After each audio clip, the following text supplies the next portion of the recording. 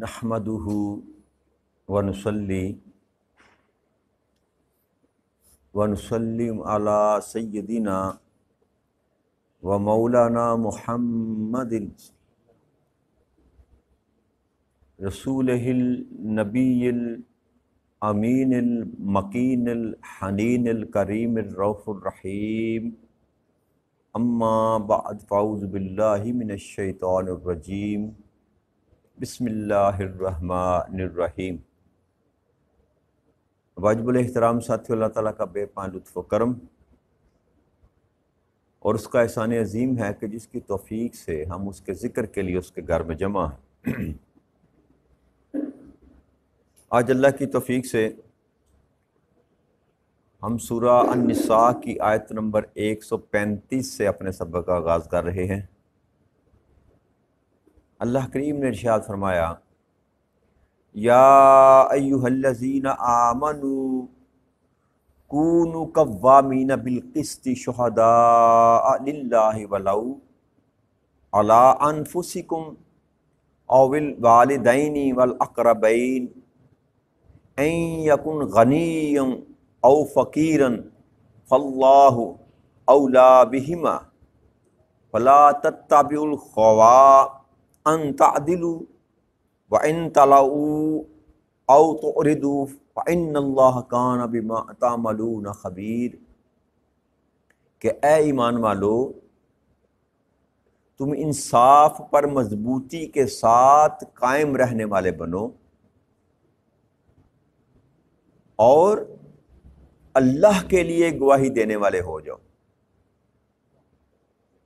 خواہ یہ گواہی خود تمہارے اپنے یا تمہارے والدین یا تمہارے رشتہ داروں کے ہی خلاف ہو، اگرچہ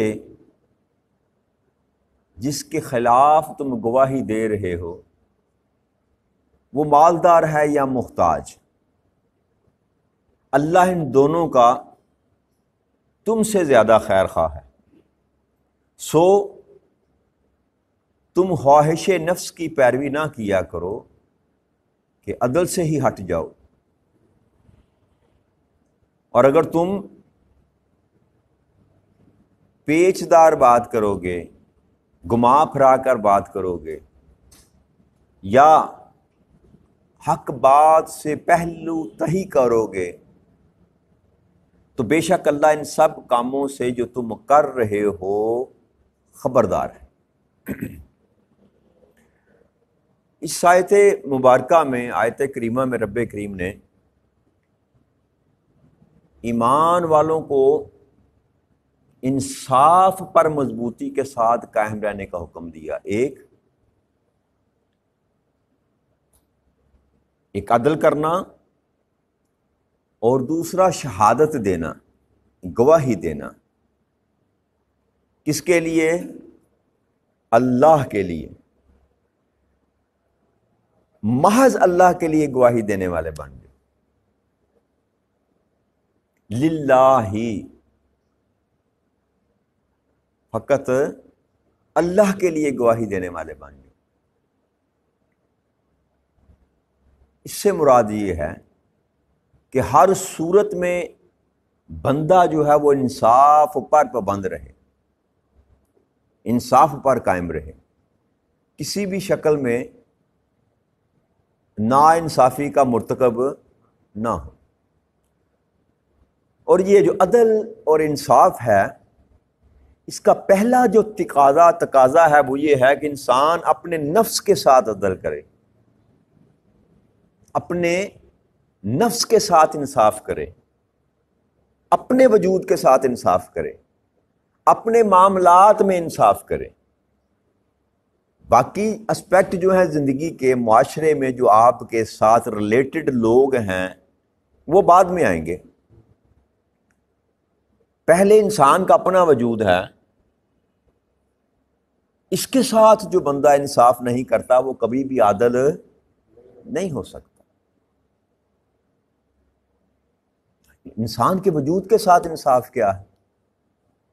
وقت سے اس کو کھانا دینا، یہ جو وجود جسم ہے نا، یہ ہمارے پاس جو ہے 5 فٹ 5.5 فٹ 6 فٹ جو کچھ بھی ہے، یہ یاد رکھیے ہم اس کے بھی مالک نہیں ہیں، ہم اس کے بھی مالک امانتاً ہے ہمارے پاس جو کچھ بھی اللہ کریم نے ہم کو دیا۔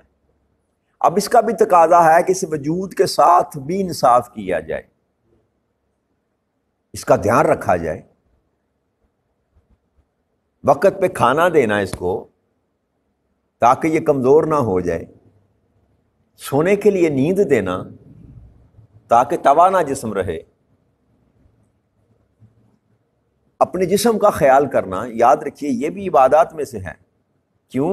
آپ امانت دار تب بنیں گے اس امانت میں بھی خیانت نہ کریں، اسی لیے نشے کو حرام قرار دیا گیا نا، کیونکہ اللہ کریم نے آپ کو یہ نعمت دی، یہ جسم دیا، آپ کو کس نے حق دیا کہ آپ اس کو تلف کریں، اس کو ضائع کریں، اس کو کمزور کریں، اس کے ساتھ ظلم کریں، زیادتی کریں، زخم لگانا، کٹ لگانا، اپنے جسم میں تغیر و تبدل کرنا جو ہم نے پچھلے ہفتے گفتگو کی تھی، اس کی اجازت کیوں نہیں؟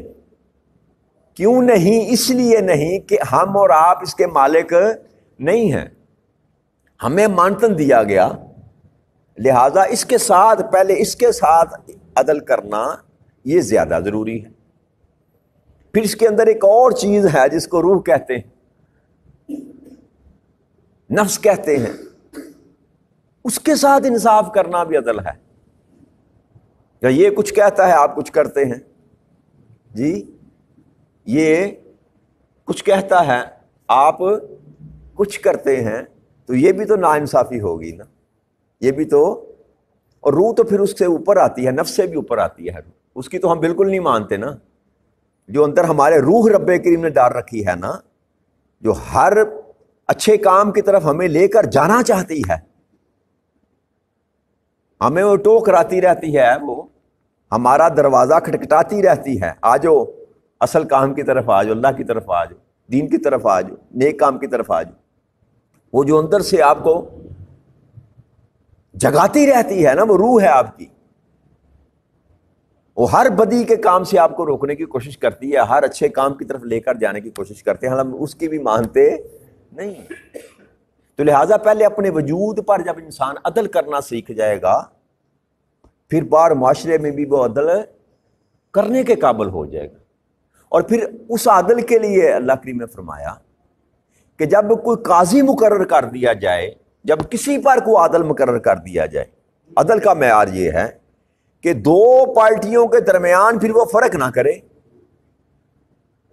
وہ ایون یہاں تک کہ نبی اکرم صلی اللہ علیہ وآلہ وسلم نے فرمایا، ام المومنین حضرت ام سلمہ رضی اللہ تعالی عنہا فرماتی ہیں کہ آقا کریم صلی اللہ علیہ وآلہ وسلم فرمایا، جو شخص قاضی ہونے کی مصیبت میں مبتلا کر دیا گیا، یہ کتنا بڑا امتحان ہے، عدل کی کرسی پر بیٹھنا۔ ہم نے تو مذاق بنا رکھا ہے نا، ہم تو پیسے دے کر سیٹیں خریدتے ہیں، جج صاحب پیسے دے کر پوسٹنگ کرواتے ہیں کہ فلاں جگہ پوسٹنگ ہو جائے، فلاں جگہ پوسٹنگ ہو جائے۔ یہاں آقا فرما رہے ہیں جو قاضی ہونے کی مصیبت میں مبتلا کر دیا جائے، اللہ اکبر، اتنی بڑی ذمہ داری۔ تو فریقین کی نشست اشارہ اور نظر میں مساوات رکھے، دو فریقین ہیں نا، یہ نہیں ہو سکتا ایک کو آپ کرسی اونچی دیں، ایک آپ کرسی کسی کو سٹول پر بٹھا دیں، کسی کو کرسی پر بٹھا دیں، یہ عدل کے تقاضے کے خلاف ہے، عدل کے تقاضے کے خلاف ہے۔ پھر نشست و اشارہ میں بٹھانے میں بھی، اور اس کے ساتھ اگر اشارے سے بات کر رہے ہیں تو اس میں بھی آپ یہ نہیں کہ ایک کو آپ کسی اور طرح سے اشارہ کریں اور دوسرے کو کسی اور طرح سے اشارہ کریں، مالدار ہو تو اس کے ساتھ اور غریب کے ساتھ اور نہ، یہ بھی عدل کے خلاف ہے۔ پھر آپ نے فرمایا اشارہ اور نظر میں مساوات رکھے، اور ایک دوسرے پر زیادہ نہ چیخے، یعنی کہ لب و لہجے میں بھی اپنا جو ہے وہ عدل قائم رکھے، ایک کو نام لے کر پکارے، دوسرے کو چوئی صاحب کر کے پکارے، اس کی گنجائش عدل کے لیے دونوں برابر ہیں۔ عدل کے لیے دونوں برابر ہیں. اس لیے اللہ کریم نے یہ حکم دیا کہ پہلے انصاف پر مضبوطی کے ساتھ قائم رہنے والے بن جاؤ. پہلا سبق، جو بندہ انصاف پر قائم رہنے والا نہیں بنتا، باقی معاملات میں بھی کبھی وہ راست پر آ ہی نہیں سکتا، کیونکہ عدل ہی تو معیار ہے. عدل جیسے میں نے عدل کی تعریف آپ کو بتائی تھی، عدل کا مطلب ہے کسی بھی چیز کو اس کے ٹھیک مقام پر رکھنا، اس کو عدل کہتے ہیں. اس کو عدل کہتے ہیں. تو جو بندہ عدل نہیں کر سکتا وہ اور کچھ بھی کرنے کے قابل نہیں رہتا. تو اس لیے اللہ نے پہلا حکم دیا کہ عدل کرو، عدل کرو. پھر فرمایا اللہ کریم نے، اور پھر شہادت دو، گواہی. دوسری ذمہ داری انسان پر ڈالی کہ گواہی دو. تمہارے پاس کوئی بات ہے، تمہارے پاس کوئی علم ہے، کسی چیز کے تم شاہد ہو، تو اب گواہی دینے میں بھی تم جو ہے نا، دو اللہ کریم نے ذکر یہاں پر کی بات کی. ایک یہ کہ پیچدار بات نہ کرو، گول مٹول گما پھرا کے، جی، جس سے کچھ اخذ نہ کیا جا سکتا ہو. اور دوسرا پہلو تہی کرو، گریز کرو. اگر تمہارے پاس کوئی بات ہے اس سے پہلو تہی کرو. اور پھر یہ فرمایا کہ اس طرح گواہی دو، خواہ وہ تمہاری اپنی ذات کے خلاف بھی کیوں نہ جاتی ہو، تمہارے وجود کے خلاف ہی کیوں نہ جاتی ہو، یا تمہارے والدین یا تمہارے رشتہ دار. یہ دیکھے بغیر آگے جو بات کی رب کریم نے کہ جس کے خلاف تم گواہی دے رہے ہو یا جس کے حق میں تم گواہی دے رہے ہو، وہ مالدار ہے کہ غریب ہے، یہ تمیز کیے بغیر، وہ تمہارا باپ ہے، ماں ہے، رشتہ دار ہے، بہن ہے، بھائی ہے، عزیز ہے کہ نہیں ہے. اگر تیری گواہی تیرے اپنے وجود کے خلاف بھی جاتی ہے تب بھی اللہ نے فرمایا کہ گواہی حق پر دو. اور دو کس کے لیے؟ للہ، میرے لیے. اب ساری چیزیں جو ہے نا، سارے رشتے، ساری تعلق، سارے واسطے، سارے نیچے رہ گئے.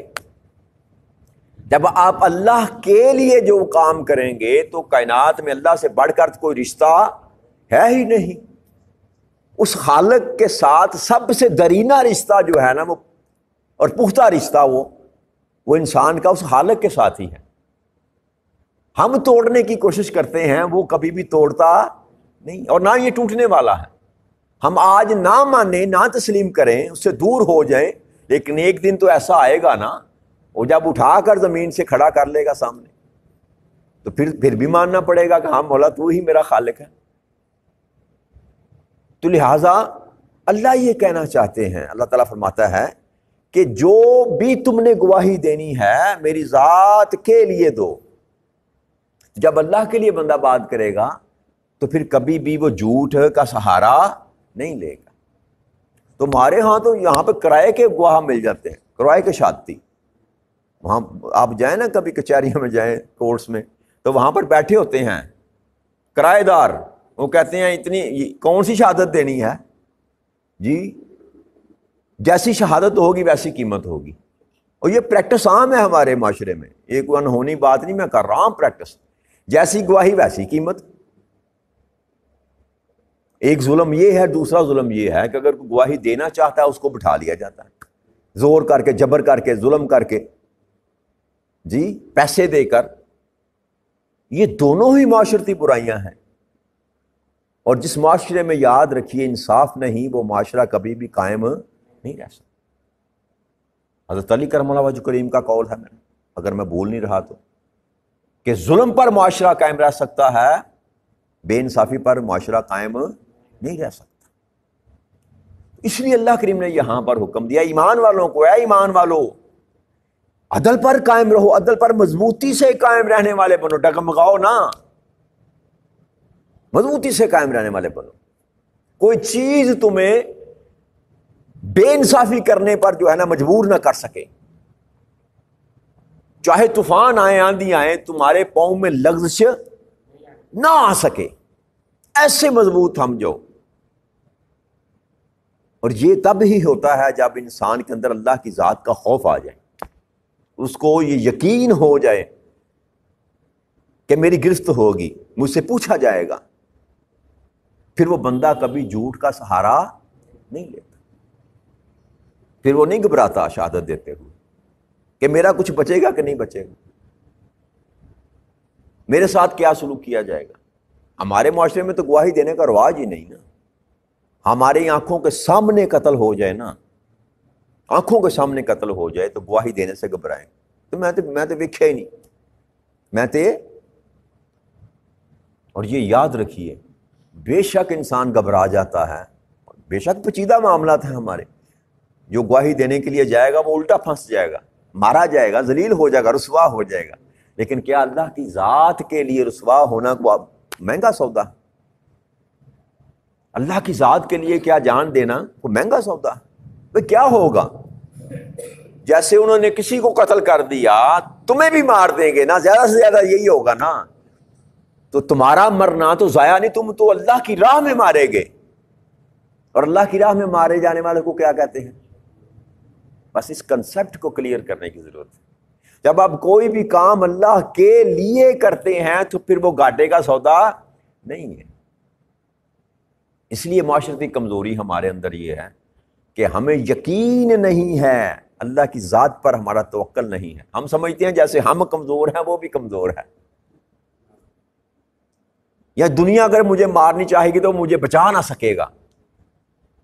یہ ہمارے ایمان کی کمزوری کے سبب سے ہے، ورنہ اگر اللہ نہ چاہے تو کوئی کسی کو کند، اسماعیل چھری کے نیچے بھی لیٹا ہو تو چھری اس کا گلا ذبح نہیں کرتی۔ آگے نمرود میں اگر ابراہیم کو پھینک بھی دیا جائے تو آگ ایک لو بھی ابراہیم علیہ السلام کا جلا نہیں سکتی۔ وہ قادر مطلق ہے جو حکم دے رہا، بس یہ سمجھنے کی ضرورت ہے کہ جب ہم اس کے لیے کریں گے تو پھر وہ خود حفاظت کرنے والا ہے، خود حفاظت کرنے والا ہے۔ پھر اللہ کریم نے ارشاد فرمایا کہ اپنی خواہش نفس کی پیروی نہ کرو کہ تم عدل سے ہٹ جاؤ، کہ تمہارا دل جو چاہتا ہے وہ کرو۔ اس نفس کی جب مانو گے تو نفس کو ہینڈل کرنے والا جو ہے وہ شیطان ابلیس ہے، یاد رکھیے، نفس کو ہینڈل کرنے والا، اس کے پیچھے جو کھڑا ہے نا پمپ کرنے والا، وہ ابلیس کھڑا ہے۔